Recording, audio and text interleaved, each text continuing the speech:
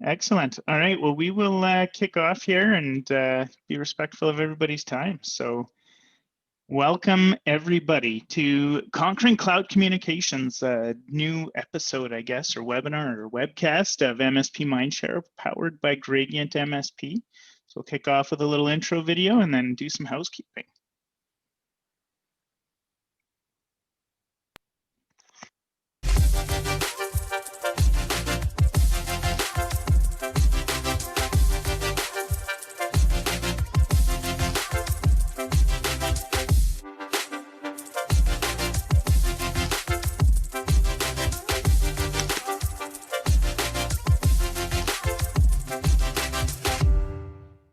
All right, so a little bit about Gradient MSP, because some of you on the show might say, who the heck is this? I haven't heard of Gradient before. So we're a new tech company coming into the IT channel here. And at the root of it, Gradient is all about helping MSPs make better decisions. We understand that your life as an MSP is plagued with decisions and decisions and decisions about everything from who you should partner with or what categories or service offerings you should offer or what you should be charging, anything to do with in and around your business. And so we're focused on building a technology platform that can help alleviate that and help empower you to make better decisions in your business to see greater success. A little bit about me. My name's Colin Knox. I'm the founder and CEO of Gradient MSP. I was the founder and former president of a fast growth MSP, which I exited in 2016. I was the founder and CEO of Passportal up until its acquisition by SolarWinds in 2019. Superhero fanatic. I like to pretend I'm a good car racer. But other than that, I just love business, I love tech, and I love connecting with other industry experts here to have great conversations like today. So a little bit of housekeeping. The session is being recorded, so if you miss part of it, if you have to step away, if you have to leave early, we will get a recorded copy out to you all. And this is an interactive session. Well, we've got a lot of things that we think would be great to talk about, some education to pass through to everybody. We do expect you to send in some questions because we're here for you. We pulled together this team of experts across cloud communications for you. So whatever you have question-wise or would like to know, fire that through to the Q&A panel in the Zoom webinar here, and we'll be happy to answer. This really is just all about MSP knowledge sharing. It's nothing about egos. There's no sales, no pitches. It's all about education, again, leading towards helping you make better decisions. So without further ado, I'll introduce the panelists that we have on today. We're joined by George Bardissi, the CEO and founder of bvoip. We have Zane Conkle, who's the CEO and founder of Cytracom, Jhovanny Rodriguez of GreenLink Networks, and Ray Orsini, the CEO of OITVOIP. So welcome to the show today, everybody. Thank you. Thank you very much. All right, so let's stop that share and we can start to see everybody's pretty faces a lot bigger for me anyways. So so I guess let's kind of just jump in a little bit, and whoever wants to jump in first, by all means, but let's get to the root of like defining what this category is. I mean, we called it cloud communications, but I mean, there's VoIP, there's UCaaS, there's collaboration, there's cloud communications, there's all of these different terms. So at the root of it, what does this mean? And what are some of the differences between some of those terms? Well, I mean, we talked a lot about this in preparation for this call. So everyone, don't be surprised that we're we got a lot of thoughts on this, but I think the street, right? I think the actual check signer and customer of said MSP thinks of VoIP as the mainstream term, right? Just like MSP wasn't mainstream for a decade, now it is. Like VoIP is that.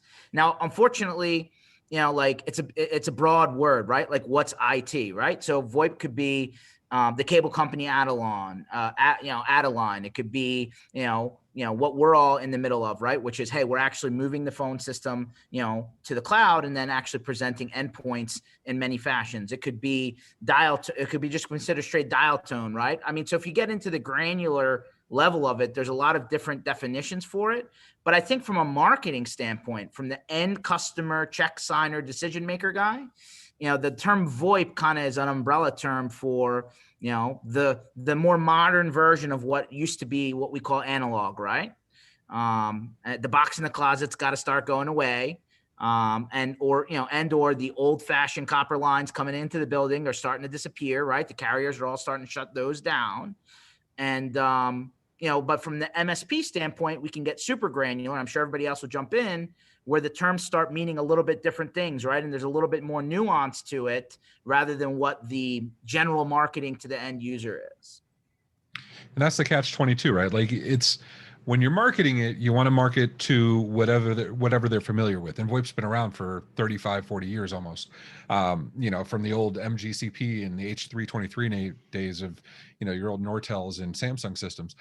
But when you're marketing to the people, to the IT community, the technology service provider community, they're looking at contact center, they're looking at UCaaS, they're looking at cloud communication, omni-channel, and all these little tangential streams that go into collaboration. So it becomes hard, right? Because when you ask a client, what does your MSP do for you?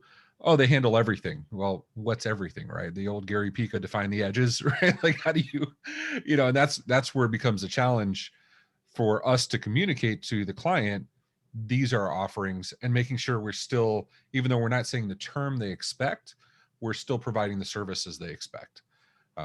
So it's hard for an MSP. It's, I definitely sympathize.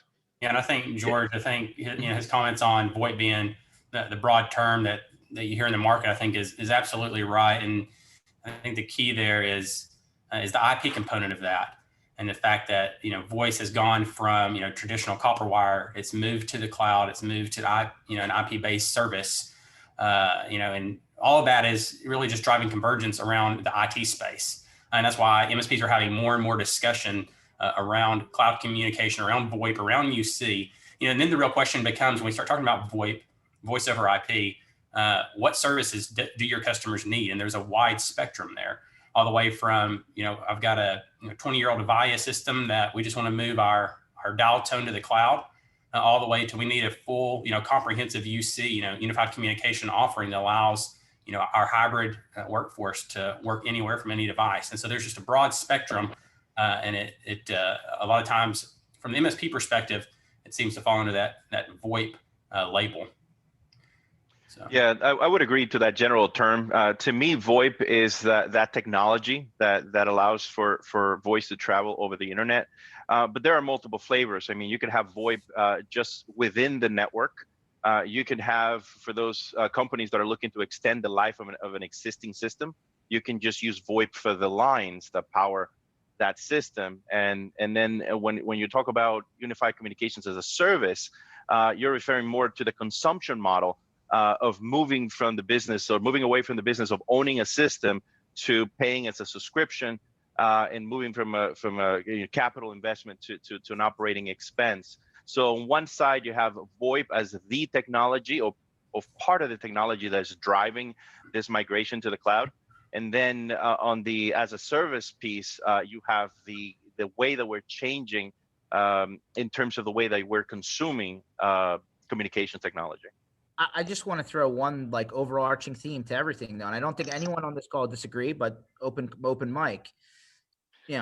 If it's almost like why would you put an on-premise Exchange server in today when you could just do it very inexpensively and keep it updated and keep it modern and constantly evolving in the cloud, right? With 365.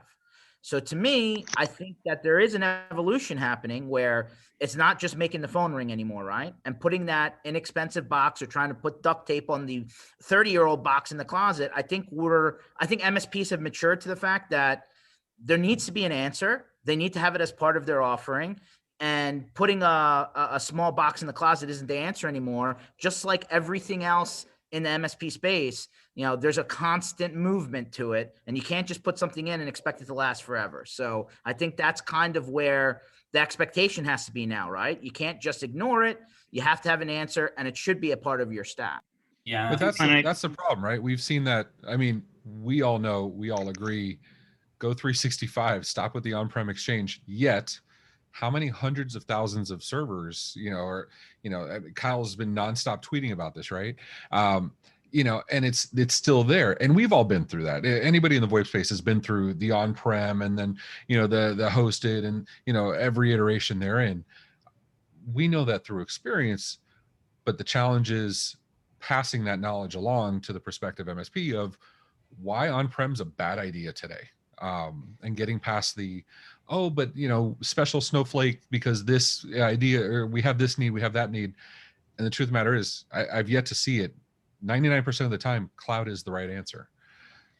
There's edge cases, of course. Like any technology, it's all been advanced in order to simplify and to just make your lives easier, right? Like, I don't know, I remember early in my career, patching cords into BIX panels and toning that out, which was the biggest pain in my ass all the time because everybody just expects phones to work, right? I pick it up, there's a dial tone. And if there's a faulty connection in the BIX panel, if it's a crossed wire, whatever else, I don't know how many of you guys did that, but I remember every time I was trying to tone out, I'd hold the toner and just touch along the BIX, and then somebody's phone would ring at the exact same time, and you'd get that zap. I don't know, for me alone, like that's reason alone to go VoIP, but. Or you have the toner and you kick off somebody's DSL because you put the toner on the wrong pair. Right, right. So let's chat a little bit, kind of brought up technology advancement there. And so as technology has evolved over the years, let's talk about a term I think George brought up in one of our prep calls was the communication evolution, right? There's been so many technological advancements over the last even 5-10 years, whether you're looking at the opportunities of hosting infrastructure out there, internet speeds, 5G, all of that sort of stuff. And then beyond that, the changes and shifts in the dynamic of how people are looking to communicate now and collaborate as part of their everyday life or as their business. So what can you guys lend on that fact as to like, how is this evolution going? What is the norm today? What is it that people are expecting and asking of solutions like this? I'll even bring up, even more recently, Starlink, right? Everyone's like, has anybody actually gotten their Starlink equipment and can I make it work with VoIP? Trust me, we've gotten that. I'm sure everybody has. Listen, here's the reality. And from I call it the 2000s, right? 2000 to 2010, convergence when it came to this conversation, in my opinion, was like voice, fax, internal messaging, and some sort of mobile app, right? Like that was kind of the standard, right? And then another 10 or 11 years progressed. Now we're in 2021.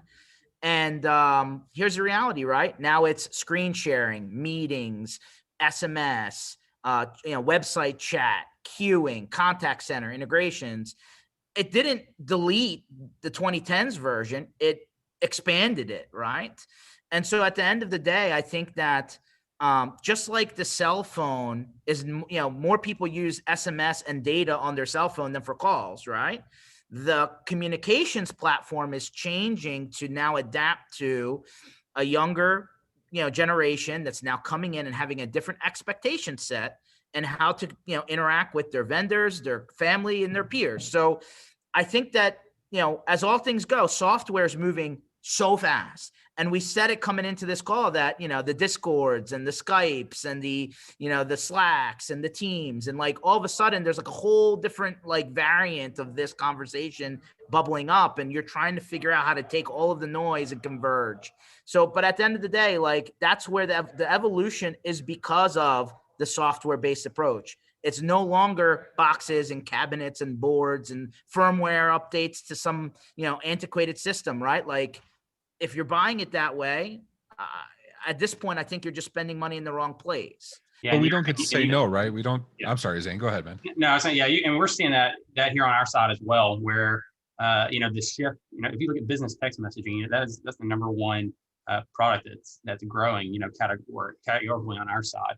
And so we're that's very real for us, where we're seeing, this shift from, yes, we need voice, we need, rich applications where we can talk, from any location. And obviously COVID has just, this last year, everybody is, MSPs are burdened with trying to figure out how to make that work for all their customers. But you stack, the generational expectation of we need text messaging. And you've got the majority of consumers that expect to communicate with their vendors and with the companies that they do business with via text. And we're seeing a huge demand, and it just keeps driving these new channels and new mediums. So we expect it to continue to expand. And that's what I was saying though. Like as much as we progress, right? As much as we add on all these ancillary services, the integrations, tying into single pane of glass, making sure the data is ubiquitous, right? It reaches into the CRM, reaches into, whatever ERP or PMS or whatever we're running. On the other hand, we still have to address the legacy concerns, right?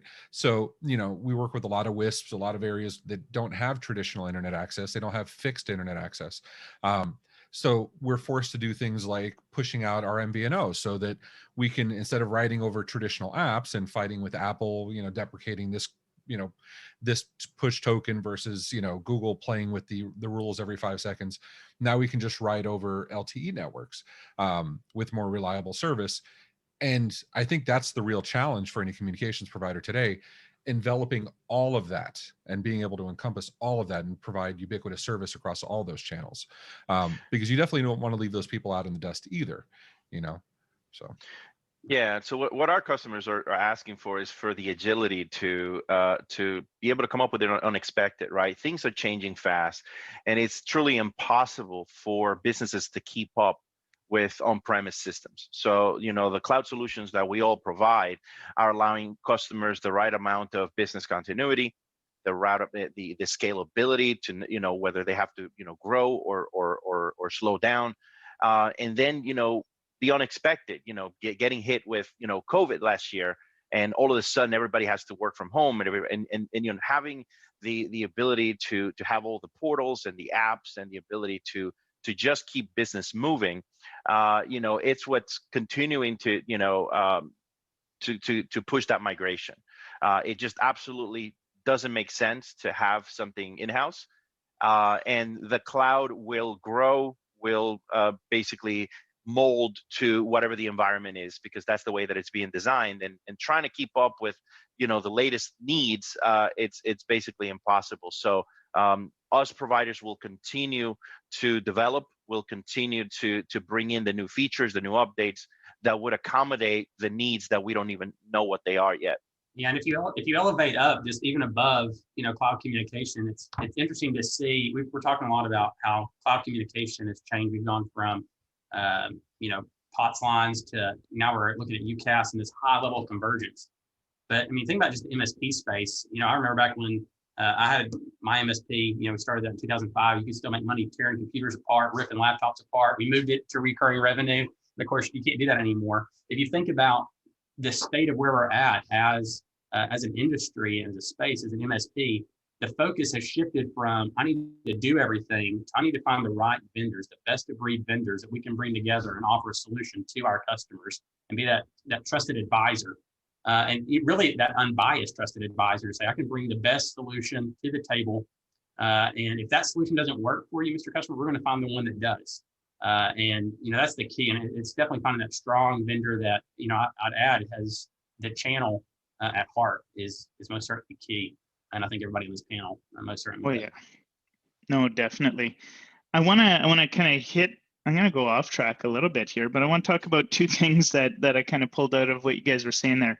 One was just the topic of convergence, right? I forget who brought up the convergence thing, but I think for any MSP out there who thinks that they don't have to be or shouldn't be involved in voice or communications, I'd say the convergence is happening and it is real. I mean, we're seeing all the way down to major national telecom companies that are either acquiring, investing in, or setting up master agreements for them to be reselling managed services to both business and residential customers now. So there is more pressure coming in. How much of that are you guys seeing with people?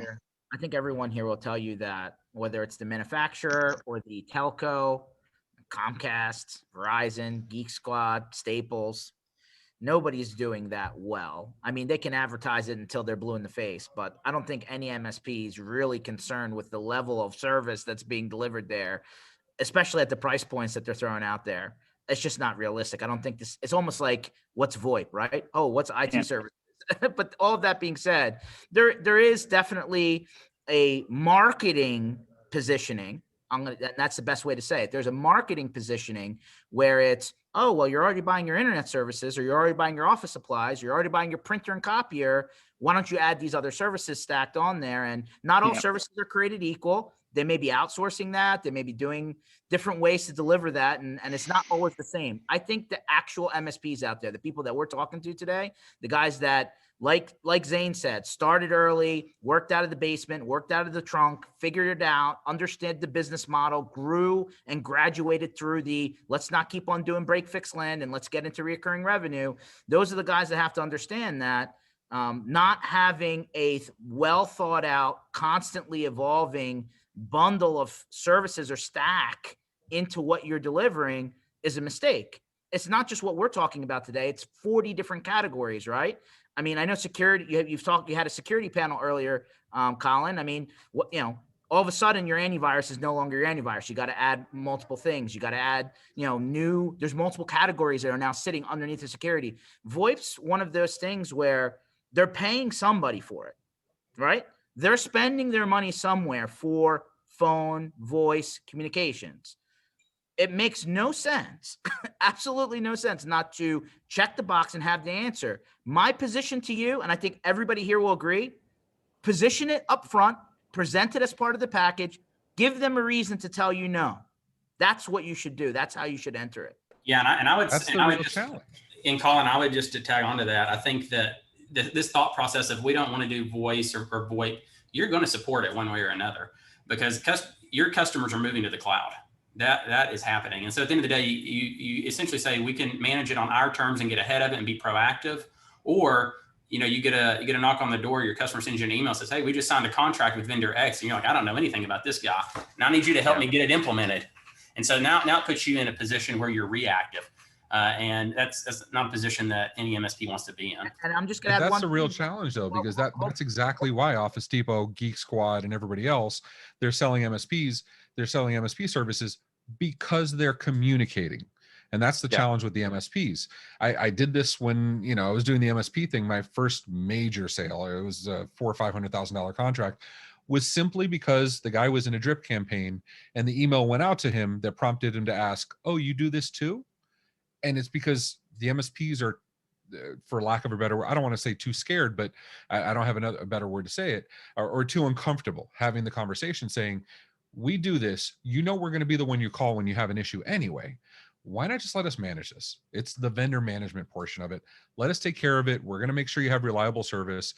And guys, for any MSPs out here not offering VoIP, I'll give you a little key tip that is super, super easy. Everybody hates their phone company, unless you're an OIT customer or one of the customers or one of the people on the board today. But you know what I mean? But like everybody has a bad experience with Comcast or Windstream or anything else. Use that. And you've heard it 1,000 times. And what's happening with a lot of these companies is that they're I don't know if you guys remember what a Rolodex is, but they have a big Rolodex of customers because they do one-time sales. I've seen people that sell copiers. They're like, I got a big Rolodex. Let me start selling some recurring revenue. Let me get into MSP services. And what you want to avoid is that customer being in the salesperson getting them on the wrong day, and for them signing a contract because they don't do a good job. Just like you, George, you talked about the ISP companies. They're doing the same thing. They're saying I could get some internal revenue. They don't do a good job doing MSP. Also, they don't do a good job. There might be a great ISP. They don't do a good job on the VoIP side either. And we get all kinds of complaints. I'm sure a lot of us would get tons of customers. So, but the problem is if you're not offering that solution, if you're not positioning yourself as that central person, I usually say that the MSP is almost like the therapist, because every time you have that quarterly meeting, you sit down and it's a venting session, but you do want to be in that venting session and you do want to be the one that's providing the right solution. Some of our partners are partnered with some of you as well, because sometimes it makes sense to bring this solution versus that solution. It just depends on the customer, and having that neutrality, making sure that this is the solution that's the perfect fit for that customer. It's something that sales rep, that aggressive sales rep from the ISP is not going to do. They're not looking out for your customer. They're just looking to meet quota. Jhovanny, sit on Zane's couch and tell me where VoIP hurt you, man. I'm here to listen to you, dude. That is the perfect therapy there. But in all fairness, this is a marketing conversation. Number one is convergence. And number two, the MSP should select their vendor just like anything else, bundle it in. Again, if you don't do this, here's the result. You're not making any money on the front. To Zane's point, you're burning time supporting another vendor that you're not getting paid for. I promise you, you're not charging right for vendor management in most cases. And I call that a crap sandwich. You lose in that situation. There's no reason to do that. That was the reason we started doing vendor management as an MSP, though. It wasn't because we wanted to do something extra. It wasn't because we didn't have enough to do. It's because we got tired of sitting on the phone with Comcast for 6 hours, or Cbion or Birch or anybody else. I said, well, if I'm going to do it, I'd rather do something where I can make money, control the experience, and create a pleasant experience for the customer versus sit on hold. Did you reboot it? Yes, I rebooted it. Do you have another cable? Yeah, I have another cable. Just take control of the situation. And work with a vendor was just not just a number. I am sure, any of your partners will, have your information, could call you and say, hey, I'm having a problem. And it gets escalated quickly. Your development team is right there. So I think that, that advantage, it's you just don't get with those bigger players. Plus, you have to work with somebody that's channel focused. I believe all of us here in the room are channel focused, and everything that we are doing, it's towards working with the partner as opposed to competing and having competing with those sales guys. One other thing we have not talked about is I usually encourage our partners in conversations that they're these add-on services, because their bread and butter is the MSP. They make their money as an MSP first and foremost, but these secondary or additional services, you talk about VoIP, you talk about cybersecurity, business continuity, are great ways to get in the door. A lot of our partners are coming in and they're saying, just let me go through an assessment. Where you're spending your money? When was the last time you reviewed your bills, right? And come in, take a look at how much they're spending. And I've seen partners where they have a $150,000 project that is not getting approved. All of a sudden, they reduce, the telecom expenses by $600 a month, and all of a sudden they leased it. Some of the manufacturers do 0% interest. All of a sudden, not only did you win, did you demonstrate who you are as a trusted advisor and your capabilities, brought in a great solution like VoIP, but also just got potentially ink on your MSP agreement, because you just reduce costs, or some type of project, for an existing customer. So I see it as a great tool in your tool belt to go out, get some more business.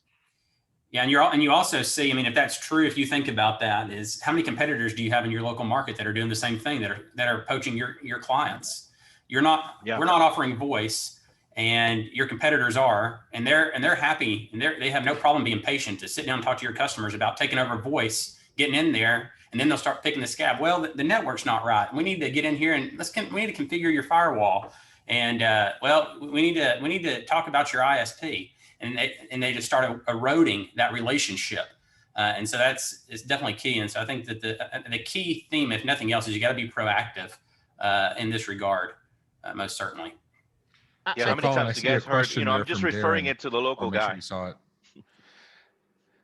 Yeah, I think I was just going to jump on that there, Ray. So, Darren put a question in here. They lost a couple sales over COVID for customers that didn't want to pay the $30 a user model, not using a ton of minutes. So they're looking for some sort of fallback option to offer a base monthly plus usage with a lower cost to add users' devices and give more value over cell phones. So what do you guys have to offer? I'm not going to say don't do it. But my thing is, guys, you don't sell email. You don't sell 365 based on the number of emails you send. You don't, subscribe to HBO based on watching 2 shows a month. Guys, it's going back to the break fix models, going back to the project models, going back to time and materials. Sell beyond that. I'm not saying you can't do it. I'm not saying there's nothing 100%. Absolutely not.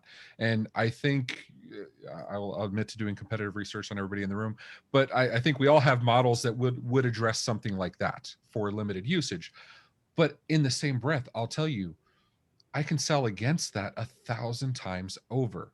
Work with your partner to sit there and teach you the tools to get past those objections, because when they're saying limited use, you need to be able to come back and say, Okay, but don't shortchange yourself. Do you really want to worry about how many minutes you have? Because there's a reason Singular and AT&T and everybody else stopped doing that in the 90s. There's a reason now today we don't do that. And your competitors, your Comcast, your Vonage, your Ring Central, your AT&T are not selling per minute. And we were talking about the Discord billion with a B. They're billions with a B. So do you want to be them, or do you want to be the guy that's saying I'm selling a 200-minute package? Trust me, you can get past it. It's a plans and pricing thing, right? To Ray's point, there are models out there that fit exactly what you're talking about. But I think you need to pay very close attention to understand, and you should have the business conversation, right? Like, get out of the technology for a second. You should have the business conversation with your customer too. Is this a short-term thing? Is this a long-term thing? What's the strategy? Do you expect to be scaling back up? And you need to understand your options before you go down one road or another that may be hard to switch back from. So there's some homework involved, but the answer is what you're looking for is out there. But to Ray's point, if you're not thinking ahead and you're not planning your customer's journey properly, I think you're going to maybe get into some speed bumps that you weren't expecting. That's all. Yeah, I would submit that more than likely your customers don't have if you're looking at metered or limited usage plans, they're not aware of how much usage they have, and so you recommend a solution, you support it, endorse it, stamp it, they get a big bill because they've gone over, and who are they going to pull to the conference room table to have a conversation about it? And so I think because Ring Central will send you a bill with and they don't warn you ahead of time. They send you a bill with an add-on that you went over 1,000 minutes, and they'll throw another, another $20 charge on that, and it just shows up on the bill, and they're hoping that you don't catch it. The Microsoft Teams calling plans are the same, guys, right? If you're looking at Teams Voice, and they're giving you 3,000 minutes per paid user, if you have a sales guy that's on the phone all day long, that 3,000 is not looking too.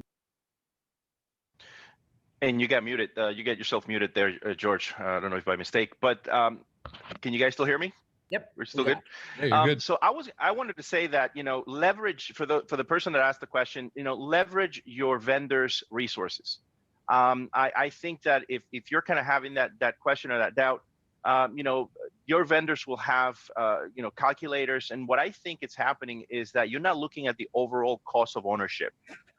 You're looking at one component, which is usage. But you have, you'll have to look at, you have to, purchase and install a system. You got the usage, you got the long distance, you got the support. So if you actually take the numbers and, do a 3 to 5 year total cost of ownership, and you start looking at, support costs, you start looking at, potential usage, I think somebody mentioned if the usage goes high, what happens then? And look at all of that, look at the ability to add the cost of adding a single extension. I mean, I've seen, it's like, $125, $185 an hour, 2 hours minimums for somebody to come out and service that equipment, where they're saying, well, but my usage is low and I'm paying that way. So I think that if that question is coming up, I think we're not doing a good enough job at presenting the financial model. And then, as George said, look at all the other business benefits of having already moved to the cloud, having already moved to a subscription model, in terms of the mobile workforce and everything else that today's modern the modern workforce is asking for. So I think that there's something missing there, and I'm sure that whoever you're working with probably has the tool, probably has the resources, and you might not be taking advantage of that sales support expert that could come in and help you put that together. Yeah, but it's exactly like Jhovanny's saying, though, right? He's saying the differences with us versus so many of the others is we have personal relationships with our partners. And guys, everybody on this dais has been around a long time doing this, which means all the challenges Darren and others are coming across, we've dealt with it ourselves. Leverage us. Go to your partner and say, hey, I'm coming across this. How do we get across? How do we handle this? We'll jump on a sales call with you. But I know I'm not going to speak to exactly how everybody else handles it, but I know for a fact these guys are infinitely accessible. They will get you through whatever challenge you're having. Use them. And just to tag on to Ray's conversation there, I mean, you've got a group here that wants to help our partners win with their customers, and I would encourage you that if you're stuck in a discussion around minutes, around limited usage, around pricing with an external competitor, that it's probably a good indication that you may not have the right tools that are positioning you to consult and advise and position the solution in a compelling way. And that's when that should be the alarm where you're bringing in that partner that you're working with, and just Absolutely. be extremely sensitive to that.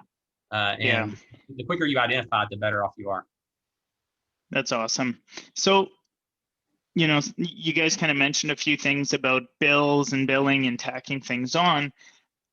Something to address, I guess, that's a little bit unique in VoIP type communication services compared to a lot of the other things that MSPs are reselling today is generally the VoIP provider is billing direct to the end customers.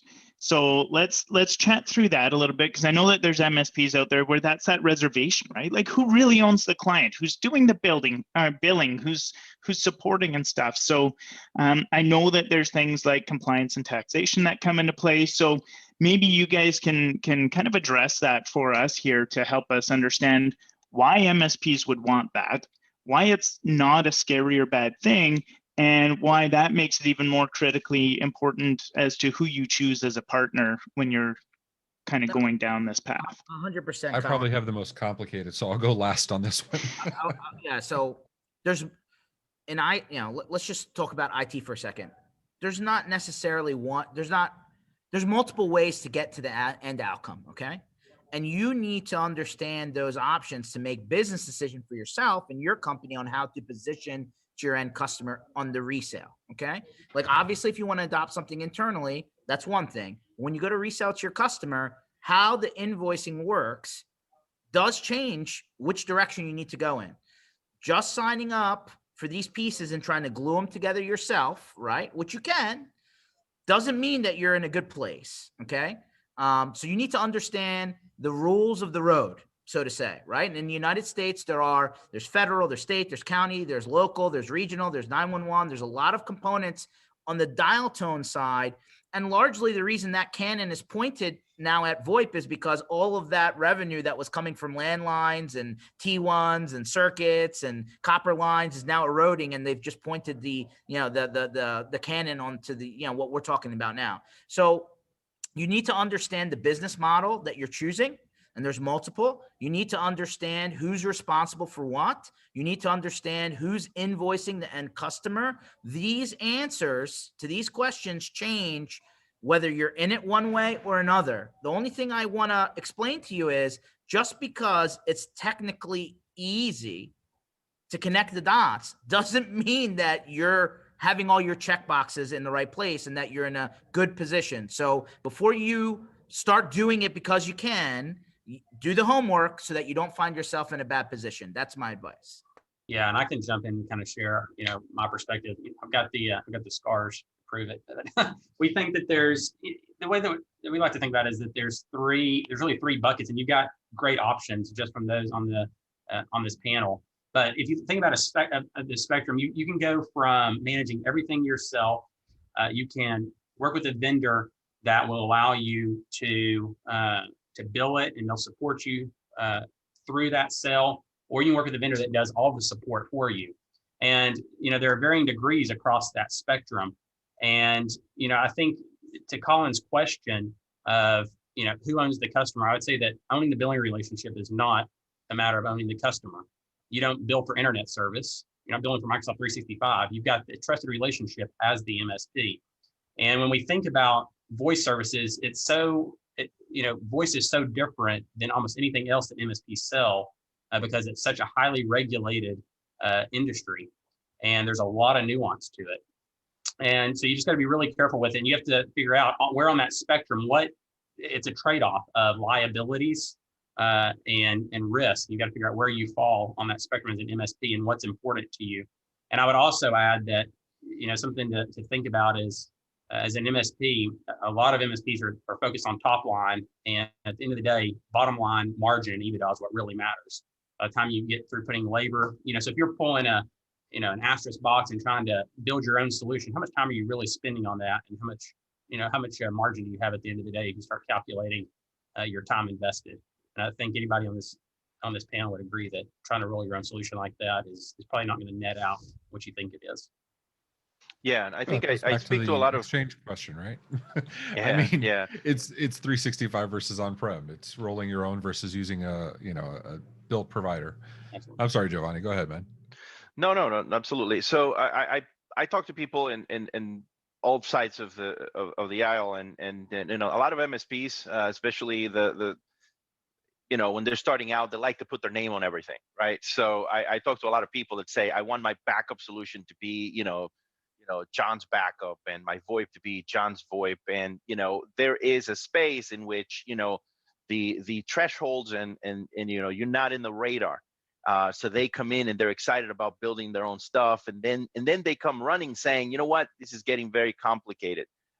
You know, the complexities of compliance, taxing, and all of that, and the administrative task of carrying that, you know, are heavy. Doesn't mean it can't be done. It depends on what are the resources that you had, and I think you hit a good point, Zane, there, in terms of looking at, you know, what is the total expense. You know, I spoke to a partner months ago where, you know, they were coming over to us because he has, you know, a $90,000 a year, you know, engineer that all he's doing is provisioning phones and deploying those phones out. And he's saying, I'm not making any money on VoIP.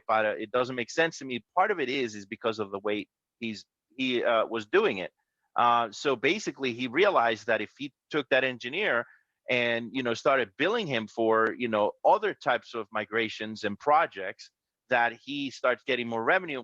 He was probably making, percentage wise, you know, was part of the discussion we were having. He was probably seeing a little bit more you know, revenue than he was if he partnered with one of us.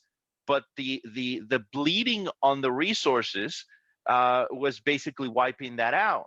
So I think what a lot of companies sitting around the table would do is basically meet you in that nice halfway point, where, you know, you're not looking at, you know, the you know, 50% you know, kind of, you know, revenue in terms of, but it's meeting you at a very good percentage between commissions, bonuses, and everything else, where you say, well, at that point, because they're taking, you know, the heavy load in their shoulders, you know, I am actually taking more home, and I'm focusing on what I do best.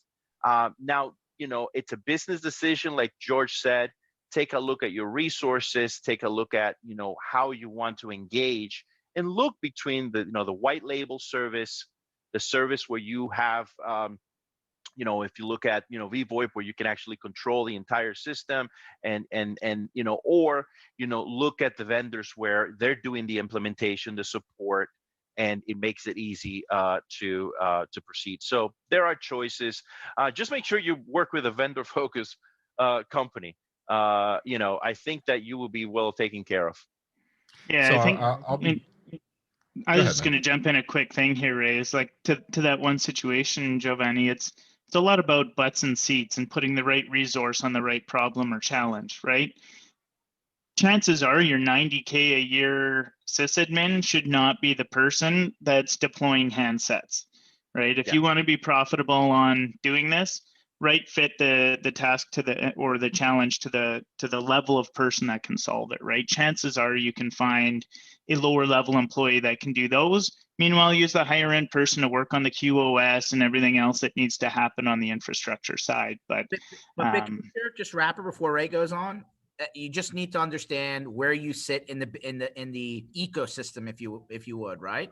If you don't have a lot of customers and you're just going to be, you know, kind of like rolling it into a small subset of people, don't make a huge investment that doesn't make sense to be made at that point, right? Like, there's just not enough meat on the bone to go down that road, and, you know, because that's not your main business revenue generator, right? But if you're huge, right, and you see there's a huge upside and you have the investment dollars to make, you may make a different decision. There's layers to this, right? So again, just what I said earlier, do your homework, understand the options. And just like we said about your customer, right? Don't put them on something because you didn't have the business conversation with them and find out you're in trouble down the road. Same goes for you. This is a business conversation for you. Understand the caveats. Don't go in blind. So I thought my answer was going to be long, and because I'm the one guy here that does channel and white label, so I thought my answer was going to be long and drawn out because it depends if you're channel or white label. But the answer is, we already answered this. It's, billing's not complicated, marketing's not complicated, sales isn't complicated, service delivery, logistics, onboarding, administration, and porting are not complicated because we've solved these problems. Just like we were talking about with sales, we've done this 1,000 times over. On the VoIP side, taxation and remittance and regulation, there are some quagmires you have to navigate. Absolutely. But it's funny because you'll hear an MSP say, oh, we want to stay away from VoIP because the taxation is so complicated. And then in the next breath, they'll talk about NIST and CMMC and CIS and all the other frameworks. And it doesn't change. And MSP regulation is coming. I mean, we've been talking about that for a long time. So it's not complicated, but just like anything else, when you look at NIST and CMMC and everything else, you look at somebody who's done it, you look at the framework and say, these are the things I need to do. When you're doing the taxation and that stuff, you go to a channel partner company or somebody that's, somebody does channel partner stuff and says, okay, we're addressing this for you. We have an answer and this is how we take care of it for you. Or you go to a white label company that says, we already have the billing systems. We're ready to go. You sign with us and within 30 days, you have active billing clients in compliance, doing everything you're supposed to.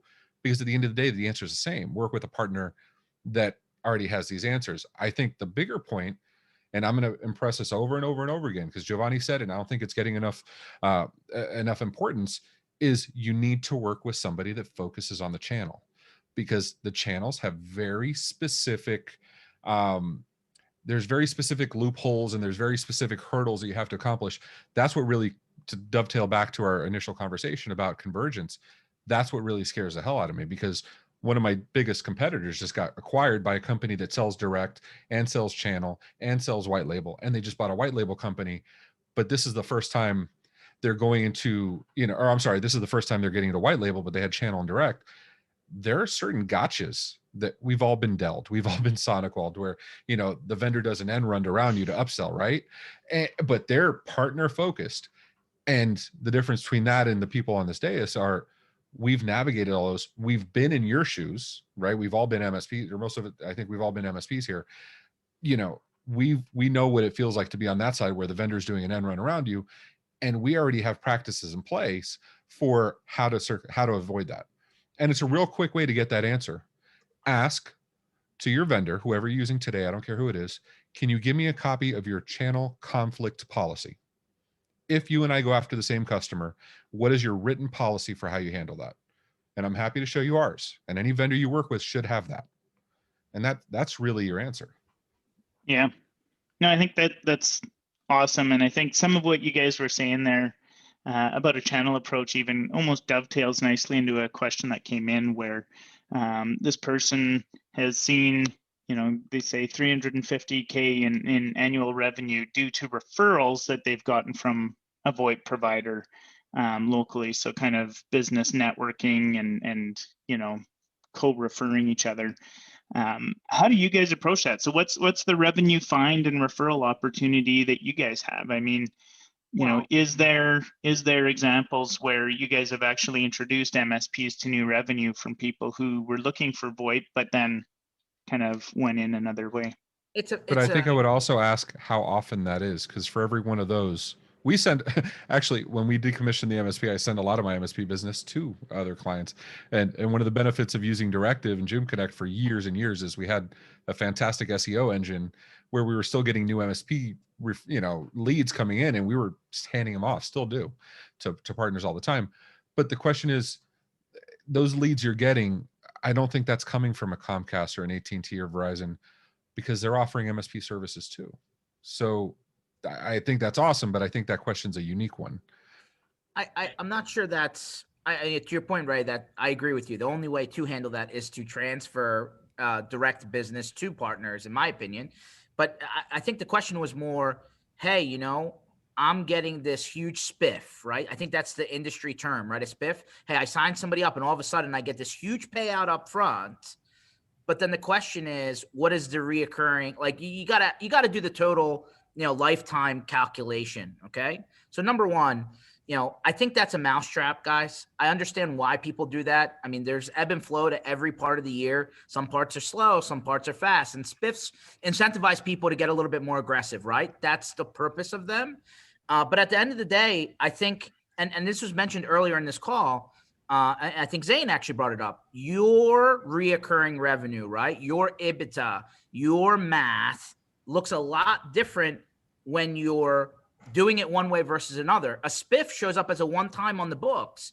The reoccurring is where you make your payout in the end. That's how your company gets valued, right? The higher that reoccurring revenue, the better you are. The lower, the worse you are. So, I mean, at the end of the day, while I can understand the excitedness of 5 times, 8 times, 10 times, 4 times, to me, that's a little bit used car-ish, in my opinion. I'd rather you select an option that you can support, select a vendor like Jhovanny said that you're comfortable with, that like Ray said, that's not going to compete against you, have all of the right answers for everything else. And then you're not going to be in a position where the spiff really even matters. That's not the reason you sign your customer up for this. You sign your customer up for this because it protects you. It gives them a value-added service. It's part of your stack. You know how to support it, and you're not doing this. Everything else. I agree with everything you're saying. I think the question, though, he's talking about the VoIP vendor referring MSP business to the MSP, and that does happen.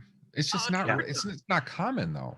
And I think it's better for the. I would say that it's fairly common. I mean, we're literally referring deals out every week, and that's easy for us because we don't sell direct, and our digital team on marketing has grown, and I mean we're literally getting leads all week long that go back to local partners. And I mean, a great example of this is we turned over a healthcare company down in Louisiana is over 7,000 endpoints to a local MSP. And I think just if you take nothing away from the call to say what the recurring thing that you've heard is you've got to work with somebody in the channel. If you're not working with somebody in the channel, that is never going to happen. And you'll never see that. And so working with a company in the channel that says, look, we do not sell direct. We don't have the ability to compete with you. We have no option but to take inbound leads and hand those out to our partners and then work with you to close them is a huge differentiator. Yeah, I mean, same here. We get incoming calls, and leads through our website where people maybe they think that they're searching for local phone company, and they're thinking we sell direct, and we identify the lead, and then basically look for the geographical closest partner that to that lead, because we want somebody local that could basically meet with them. And hopefully, not only do they get the VoIP deal, but hopefully they become their MSP. So that's kind of the goal. There's a couple of things we do SEO wise to make sure that we pop up in all the locations and cities where we have partners. So that's something additional that we do, hoping to be able to, continue to increase those leads that are going to the partners. Yeah, good stuff, guys. One last question. I guess we'll have to go to short form answer. Looking at the clock here right now, we're getting down on the shot clock. But I thought this was a great question. Is as you guys are all these communication specialists and experts in dealing with this, what is the biggest single change you've seen in the post-COVID era when it comes to communications?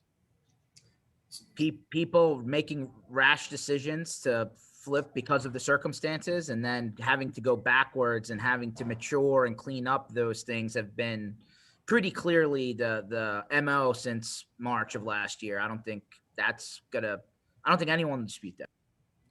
Yeah, I think for us, what we've seen is, before, pre-COVID, everybody had a phone that sat on their desk. Everybody worked in a single building. Post-COVID, the way people work has changed, and we've been talking about it as the modern workforce. And if you think about the modern workforce, you've moved to where you've got a hybrid and distributed workforce. I don't think we're ever going back to everybody in the office. We were on a trajectory of maybe 5 years out, you're going to see more people working from home. But COVID obviously accelerated that, and with that comes the demand to say, if I've got my people working from home, I've got 40, 50, 60, 100 employees that work from everywhere. I'm no longer managing one location. I need people to be able to connect from anywhere. So they need rich apps that allow them. I'd say the biggest change is they need access to applications that tie the entire UC stack into a single application, both for mobile, for desktop. It doesn't matter what, or even in the browser, no matter where the client wants to connect, they need to be able to do that. And it needs for the MSP, it's critical that can be done with zero configuration and easy. If they add employees, take employees down, that should all happen automatically without a lot of work and labor. Again, go back to EBITDA and margin. MSPs cannot be investing that time. That stuff should just spin up and spin down. And the second component, and I'll get off this because we're running out of time, is the move towards business text messaging. And I'm not just talking about simple SMS either. The shift to business messaging has been huge.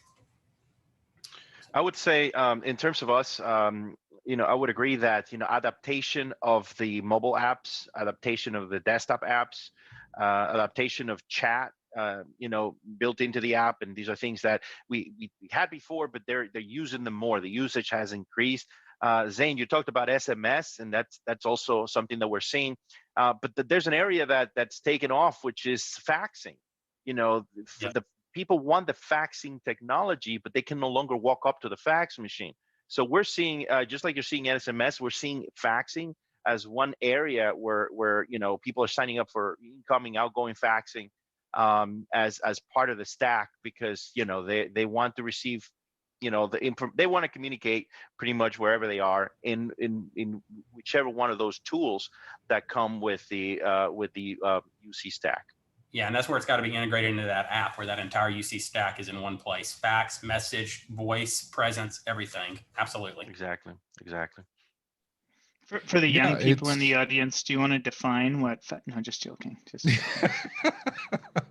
Can fax die, please? I mean, and that's kind of the thing. It's where we're moving forward. It's getting everything encompassed into one platform, right? It's not, and I think beyond that, it's no longer a matter of I have to go here to get this, I have to go there to get that. It's anywhere I am, physically, virtually, anything, wherever I'm logged into, I want to be able to get my data there. It's no different than marketing initiatives where, you want to be able to hit them wherever, if they're on social, if they're on email, if they're on live events, you want to be everywhere. It's the same thing here, right? You want to be able to offer those services wherever the client is most comfortable consuming those services. On the MSP side, I think the future is education and enablement, right? I'm going to be talking on this at MFP Growth Fest next month, but we've been talking for 15 years that our vendors are our partners. Well, 2020, 2021 and beyond, now's the time to actually prove it, right? How much are we doing to support our clients and our partners, whether it's referrals, whether it's education, whether it's marketing initiatives? What are we doing for our partners? And I think that's a question, just like you need to ask your clients, what are you doing for communications? You need to ask your partners, what are you doing for me? And they better have an answer. Yep, I would agree. And I think that's probably a great place to wrap up. So I'll do a quick closing here. If you guys like the content, if you like the education and connections that we're able to bring together here, stay connected. You can sign up to keep tuned of any other events or webcasts we're hosting, or get early access to our platform at meetgradient.com. Follow us on social, and to our panelists. Gentlemen, you can feel free to call us anytime. We appreciate your expert advice here. We appreciate you taking the time to spend and educate the market and MSPs out on this very confusing topic for some, or maybe often overlooked. So thank you very much, and thanks for everybody for attending.